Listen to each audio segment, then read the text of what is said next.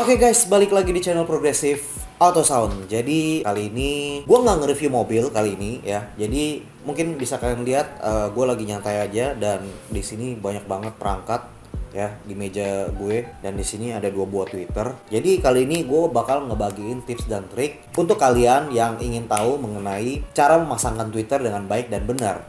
Jadi mungkin ini menjadi salah satu masalah yang sering dialami berbagai orang atau berbagai installer audio ya, mungkin yang masih belum paham ya, ataupun DIY yang belum ngerti.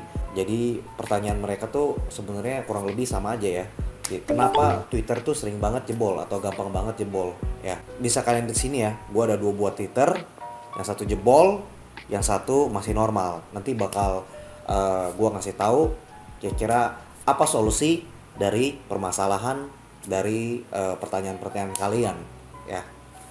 Langsung aja kita lihat kira-kira apa yang bisa kita lakukan untuk mengantisipasi jebolnya Twitter kalian.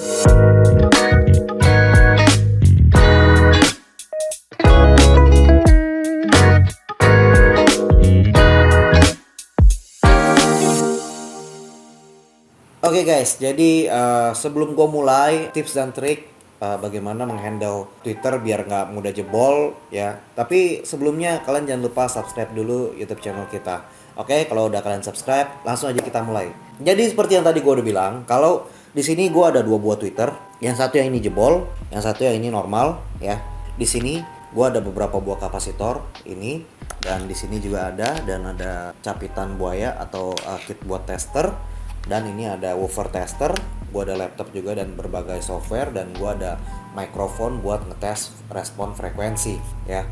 Jadi langsung aja kita mulai yuk. Di tes kali ini gue bakal ngasih tahu kalian, jadi bukan yang gue kasih tahu itu secara teknis ya. Jadi secara teknis kenapa Twitter kalian bisa jebol, terus respon frekuensinya seperti apa. Ya pokoknya semuanya bakal gue jelasin secara teknis dan bukan mengira-ngira ya. Dan apa fungsi kapasitor ini juga bakal gue jelasin di sini. Jadi langsung aja kita mulai.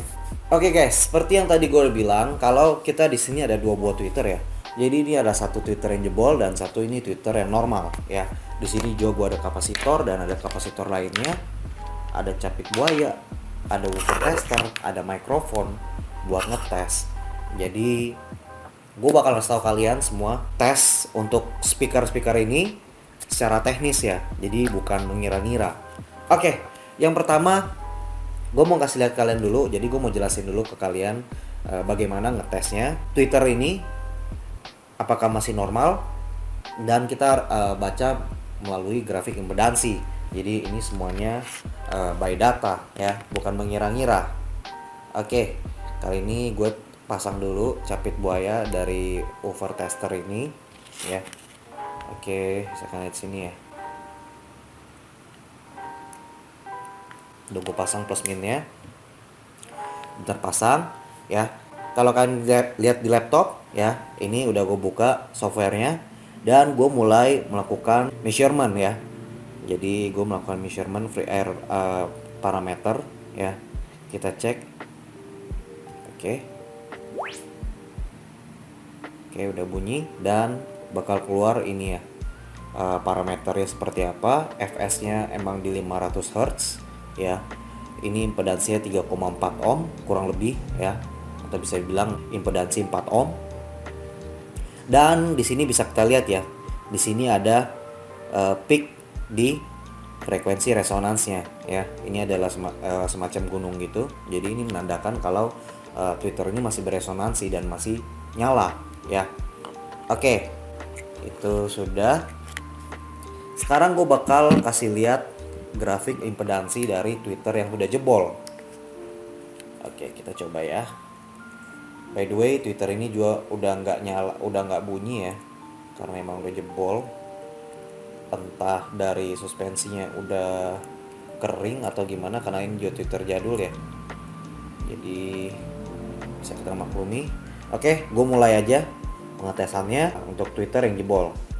Oke, cek. Nggak ada bunyi sama sekali dari Twitternya, tapi kalian bisa lihat ya, ini grafik impedansinya udah kacau banget, fps-nya pun di 89 Hz, dan yang dimana nggak mungkin Twitter punya fps 89 Hz ya. Jadi ini benar kacau banget ya. Ini dia punya impedansi pun hampir rata ya. Jadi dan udah nggak ada bunyi sweepnya seperti yang sebelumnya ya. Jadi bisa dipastikan Twitter ini jebol.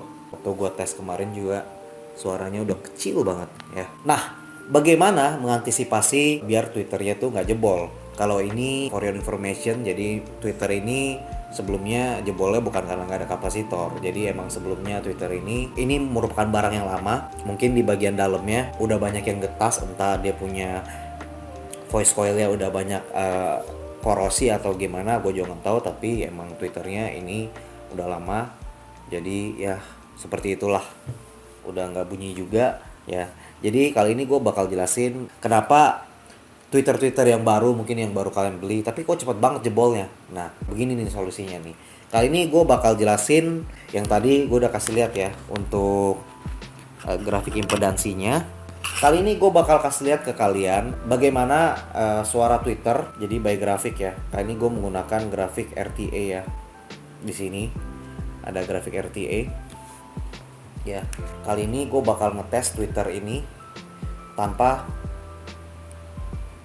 menggunakan pengaman atau kapasitor. Jadi don't try this at home. Jadi ini nggak boleh sembarangan coba, jangan seperti ini karena ini bikin Twitter kalian rawan jebol. Tapi karena gue juga udah sering nyoba gini, jadi gue udah tahu batasannya. Sebenarnya nih ada batasannya, jadi kalian nggak boleh sembarangan coba karena berpotensi jebol Twitter kalian ya. Oke, ini gue coba dulu frekuensi respon dari Twitter ini ya, kalau tidak pakai kapasitor. Jadi sebenarnya kapasitor ini berfungsi untuk melindungi Twitter kalian. Kalau kalian tahu, kalian bisa Google juga, ada namanya high pass filter ya. Jadi kapasitor ini berfungsi untuk melakukan high pass filter kepada Twitter kalian. Jadi ini akan melemahkan frekuensi rendah yang dikeluarkan oleh Twitter kalian. Untuk bahasa teknisnya seperti itu. Mungkin kalian harus pahamin dulu frekuensi yang didengar manusia itu kisaran 20 Hz sampai 20.000 Hz. Sedangkan untuk Twitter ini sendiri tadi kalau kalian bisa lihat yang di grafik tadi yang udah gue jelasin, kalau frekuensi resonansi dari Twitter ini 500 Hz. Jadi kita nggak boleh ngebunyiin Twitter ini di frekuensi 500 Hz karena itu bisa bakal jebol. Tapi kalau mungkin di kenceng ya, kalau di suara kenceng ya. Kalau mungkin masih pelan di tes gua kali ini masih cukup aman ya. Tapi don't try this at home. Oke. Jadi balik lagi tadi, fungsi kapasitor ini untuk melemahkan frekuensi rendah itu.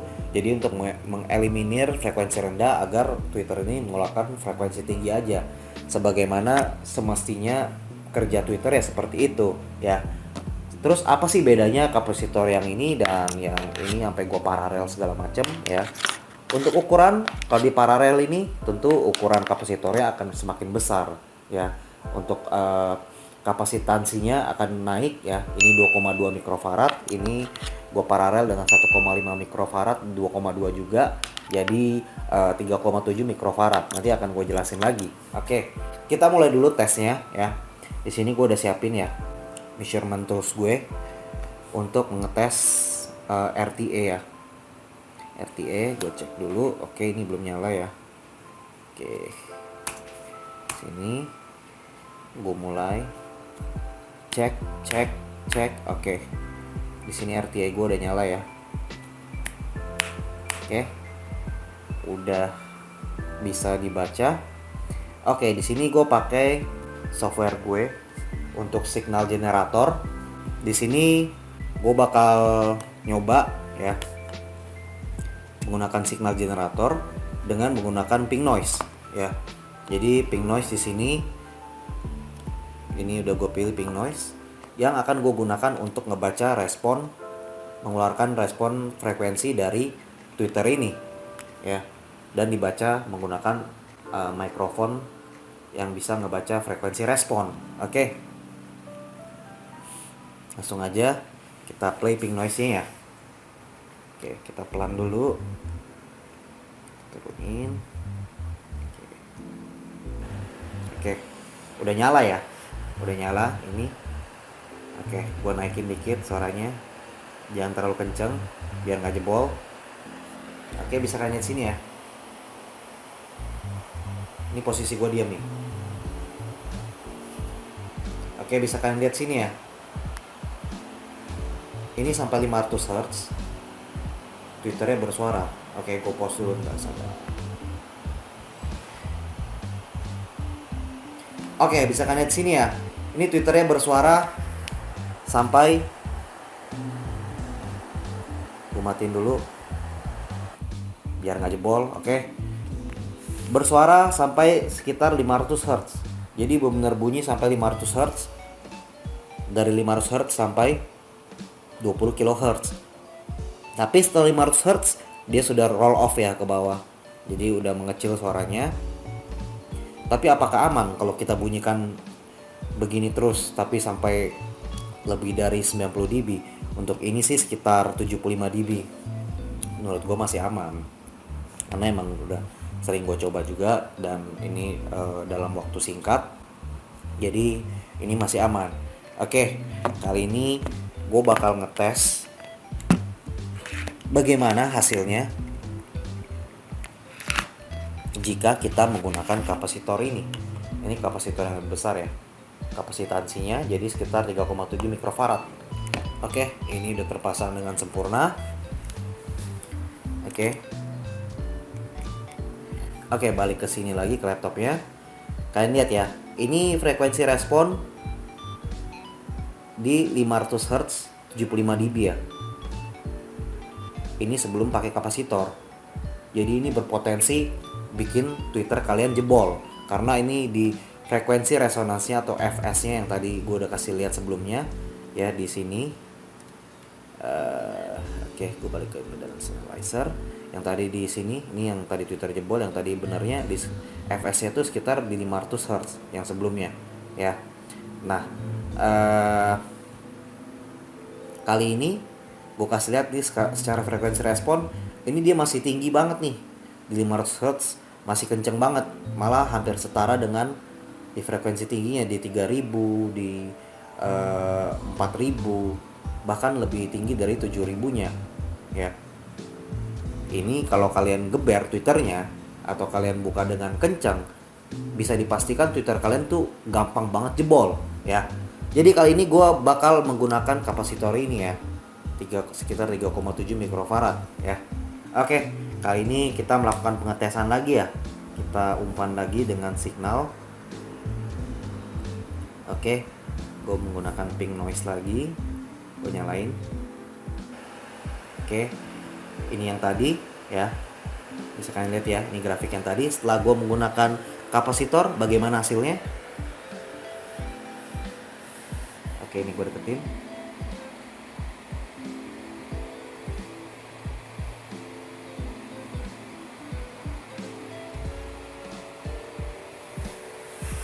Oke, udah gue pause ya. Gue matiin dulu. Oke, bisa kan lihat sini nih. Nah, sekarang udah beda nih. Frekuensi di 500 Hz nya sekarang berapa tuh? Sudah 67 dB ya. Yang sebelumnya sekitar 75 dB. Oke. Jadi ini ada penurunan ya. Karena setelah gue menggunakan kapasitor. Untuk jaraknya mungkin kurang lebih ya dari Twitter gue ke mikrofon. Jadi ini untuk passbandnya atau di frekuensi yang tadi itu sekitar 3 kilo, itu tadinya 75 ya, sekitar 75. Karena mungkin jarak gua agak jauh dikit, jadi ini mulai turun nih di sekitar 70-an ya. Ya kita let's say ini kalau misalnya karena jarak, jadi awalnya 75 terus turun jadi 72, berarti selisihnya sekitar 3 dB karena jarak. Oke. Jadi tadi untuk yang 500 Hz ya, awalnya tuh 75 dB ya, 75 dB. Karena yang tadi gue bilang, karena kita mengurangi jarak, mungkin karena jaraknya agak jauh, jadi dB-nya turun sekitar 3 dB. let's say harusnya di 72 kalau misalnya kita pakai kapasitor tapi tidak berefek ya. Harusnya di sekitar 72 mengikuti ini nih. Tapi nyatanya di sekitar 500 Hz. Oke, harusnya di sini, tapi ini udah turun di 67 dB. 67 dB ke 72 mungkin sekitar 5 dB turunnya ya. Jadi penurunannya lumayan ya.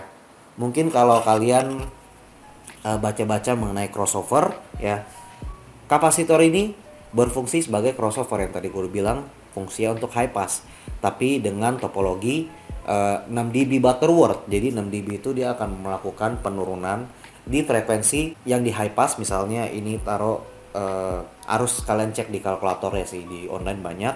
Kalau di ukuran segini misalnya dia cut off high passnya di 5000 Hz, maka dia akan melakukan penurunan sebanyak 6 dB per oktav. Jadi dari 5000 Hz turun ke 2500 Hz itu minus 6 dB ya, kurang lebih seperti itu teorinya. Tapi untuk di lapangan kalian harus coba sendiri ya. Oke, ini gue udah kasih lihat ya. Jadi sekitar 67 dB di 500 Hz ya. Nah sekarang gue bakal ngasih coba kalau kita menggunakan kapasitor yang lebih kecil lagi.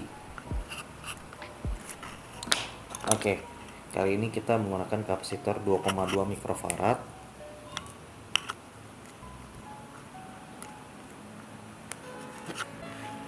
Oke, kalian ingetin dulu ya. Di sini ya, 67 dB di 500 Hz ya. Dan frekuensi responnya seperti ini. Ya. Ingetin dulu. Oke, sekarang gue bakal nyalain lagi pink noise-nya ya. Gue deketin lagi ya. Ini masih dengan dB yang sama, minus 1 ya, gue on. Oke.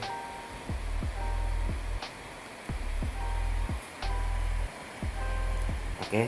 Ini belum berganti ya.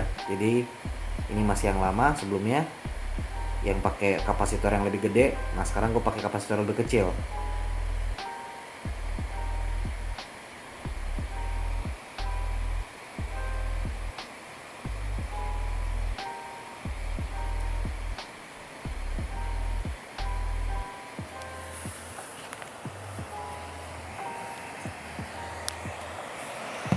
Oke, gua matiin dulu signal generatornya. Oke, bisa kalian lihat sini ya, terlihat di seluruh frekuensi ya ada penurunan. Tadi di 500 Hz di sekitar 65 dB ya, sorry 67 dB ya. 500 Hz di 67 dB, sekarang di 64 dB, 64 65 ya, kurang lebih segitu, penurunan sekitar 2 dB ya, dengan penggantian kapasitor yang lebih kecil ya. Dan untuk frekuensi responnya pun menjadi lebih baik ya, lebih rata ya. Jadi bisa disimpulkan seperti itu ya. Semakin kecil, jadi semakin diredam frekuensi rendah ke Twitter kalian, tentu ke Twitter kalian pun menjadi lebih aman, karena musuh utama dari Twitter adalah frekuensi rendah. Semakin tinggi frekuensi rendah yang keluar atau semakin kencang frekuensi rendah yang keluar dari Twitter kalian, itu memperpendek umur Twitter kalian. Jadi itu saran gue atau itu penjelasan gue secara teknis untuk masalah Twitter ini ya, kenapa bisa sering putus atau sering jebol. Jadi cukup dengan menggunakan kapasitor ya. Jadi ini adalah kapasitor audio grade ya, bukan kapasitor Elco ya. Elco itu biasa buat ini, sebenarnya Elco juga masih bisa kita gunakan, cuma untuk mengejar sound quality yang lebih baik kita bisa menggunakan kapasitor seperti ini. Biasa orang bilang kapasitor polypropylene ya, kayak seperti ini ya, MKP atau MKP ya, bentuknya bulat seperti ini, lonjong ya. Ini di pasaran juga nggak mahal, bisa mulai dari kisaran harga 1.500-an juga bisa kalian dapat, 1.500 perak. Jadi kalau sepasang paling kalian cuma habis 3.000 perak untuk melindungi Twitter kalian ya. Oke, jadi ini kita ngomong untuk kalian yang ingin pasang Twitter tapi tidak menggunakan prosesor. Kalau di audio mobil mungkin zaman sekarang kita udah banyak menggunakan prosesor, kita main full aktif, jadi Twitter kalian tuh aman-aman aja ya selama si Twitter ini mendapatkan channel sendiri dari prosesor, dan prosesor itu nggak bakal ngereset, akan nge-save terus tuningannya. Jadi Twitter kalian pun akan tetap aman kalau kita tetap menggunakan prosesor ya. Jadi jangan lupa pasangkan dulu kapasitor ya. Dan pemasangan kapasitor ini nggak boleh sembarangan ya. Kalian harus tahu ya. Ini gue kasih trik lagi. Untuk pasang kapasitor dengan konfigurasi passive crossover first order atau passive crossover 6 dB ya. Itu kapasitor harus kalian pasangkan dengan rangkaian serial atau seri ya. Jadi ini harus kalian seri di kabel plus dari Twitter kalian ya. Dan di sini masuk ke input dari amplifier ya. Di sini di seri, kalau kalian balik ke minus pun sebenarnya nggak ada masalah, cuma nanti polaritas dari Twitter kalian akan kebalik. Tapi yang wajarnya ya emang harus seri di kabel plus dari Twitter kalian ya. Kalau di paralel ya beda cerita ya. Jadi untuk topologi crossover sendiri atau ini, kita selain menggunakan kapasitor, kita juga bisa menambahkan satu coil lagi yang di paralel, tapi itu ada hitungannya sendiri, dan itu adalah second order atau second order passive crossover ya. Dan untuk low pass atau menghilangkan, kalau kalian mempunyai woofer atau mid bass, itu juga gimana caranya biar menghilangkan frekuensi tingginya, itu kalian juga bisa menggunakan coil atau lilitan ya. Itu juga adalah basic crossover. Jadi jangan lupa menggunakan kapasitor jika kalian ingin memasangkan Twitter tanpa menggunakan prosesor. Jadi ini adalah hal yang wajib. Oke guys, jadi kira-kira begitu tips dan trik gue dari Progressive mengenai bagaimana mengantisipasi Twitter kalian yang sering-seringan jebol ya. Jadi dengan hanya menambahkan satu buah kapasitor atau sepasang kapasitor untuk sepasang Twitter kalian, itu akan sangat membantu mengantisipasi Twitter kalian biar nggak jebol ya. Bisa kalian cari juga toko-toko online untuk kapasitor ini agar Twitter kalian jadi lebih aman. Oke guys, sekian info kita atau tips dan trik dari kita. Jangan lupa kalian subscribe YouTube channel kita. Dan kalian yang punya pertanyaan, kalian bisa langsung komen di bawah video ini. Atau kalian punya pertanyaan seputar audio mobil ataupun audio rumah ataupun peredaman mobil, kan bisa langsung kontak kita melalui WhatsApp kita yang ada di sini. Dan kita juga sangat aktif di Instagram, kalian bisa langsung follow IG kita di progressive_autosound. Dan kira-kira sekian tips dan trik gue untuk kali ini, dan jangan lupa nantikan tips dan trik gue yang berikutnya. Kira-kira demikian info kita, and see you on the next project.